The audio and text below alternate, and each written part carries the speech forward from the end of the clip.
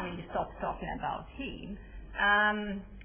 But I think we need to think about where Italy is going, and with or without Berlusconi. And Berlusconi, to me, is the tip of an iceberg, and it represents a system which has some not particularly healthy features. And again, the question is, and there's a question, I have an answer, but I like to bounce back to the audience here. Would Berlusconi be possible in Great Britain?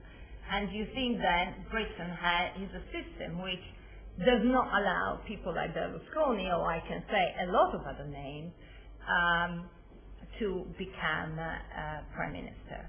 But the thing which worries me, and I didn't see the article in the Corriere della Sera yesterday, is this 2020 scenario. I say, hey guys, 10 years of Berlusconi, but not Berlusconi himself, 10 years of this debate, what Berlusconi does and what we do. So it seems to me that, again, and I stress it, it's not inward-looking debate. It's not beneficial to anybody. We do not have any concrete proposal of how to come out of this situation. In the meantime, while Italy is so busy, and the press and the opposition and the government and the press which is favorable to the government and the press which is favorable discuss this issue, the war goes on. And again, I was in Asia last week, and it was like, this is a decade of transition. The Chinese are preparing themselves to take over the world. Let me be emphatic here. The Americans are probably discussing their decline. It is another decline, but we have been there before. There is a lot of things going on in the world, and Italy is just looking at Berlusconi. And frankly, it's a bit pathetic, and that's what is perceived from outside Italy. It's just we got this clown, and depending on how you want to classify him, just could be a corrupt guy, could be a clown, could be a very eccentric man. But that's not the point. So Italy is losing relevance on the international scenario, and I can see this from my point of observation, is definitely relegated to, I would say, a mid-sized power. He's losing relevance in Europe. This morning, there was a lot of, I had a lot of calls from various members of the press asking whether Italy is going to be the next one after Greece and Spain and Portugal. So it's a Club Med again.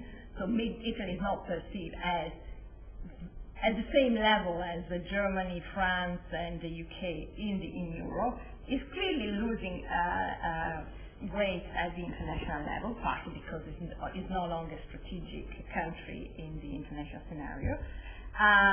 And one thing we could say about this government, again, I do not say any particular change from an economic point of view, from a social point of view.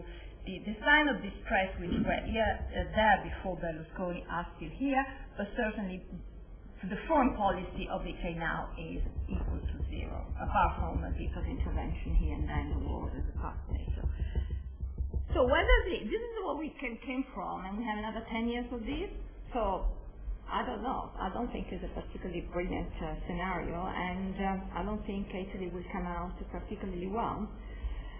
So I think we need more than a dream, and then we need some concrete proposal and some thinking about what we want to do, and if we care about this country, and how we make it relevant, and we make it a country which is not going downhill, and and try to face some of the structural problems which have been there for a long time. They're still there, and they probably remain even after Berlusconi, unless something can be done. I don't know what can be done, frankly, because if I look at the state of the country, I'm very pessimistic.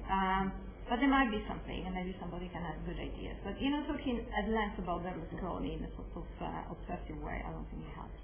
Just want to bring in Francesco again, because you think that the foreign press has been quite superficial in its discussion of Italy at times.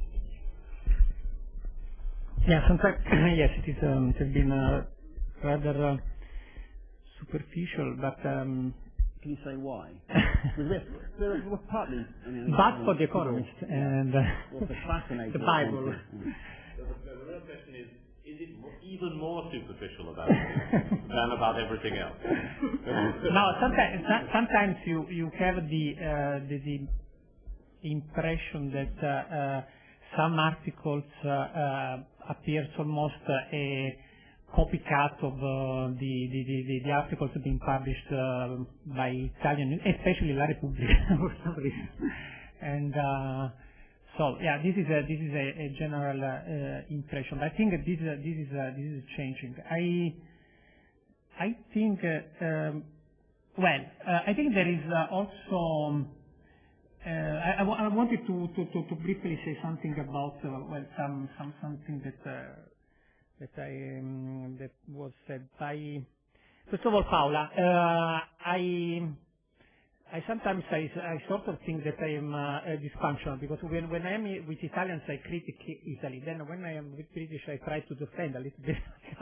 But I'm not denying, this was the very first statement that I did, that Italy has got some structural problems, some big structural problems. That most of them, by the way, materialize in the last 20 years. If I think in terms of, for instance, of the aging of our ruling class, of university professors, for instance. In 1990, we had the youngest university professor body in Europe. These are numbers.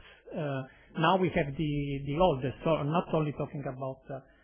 I'm talking about something which is really sort of structure, like the exchange of the intellectual elite in Italy, a managerial elite, the same thing.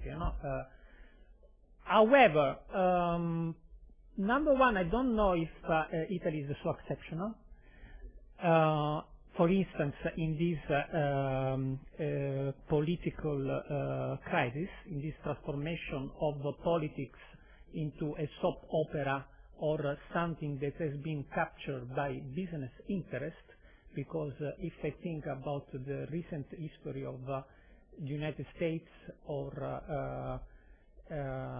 France, and Carla Bruni, George Bush, and something that has also happened here, we were discussing about, well, it's a different scale, but the expenses of the MPs, etc.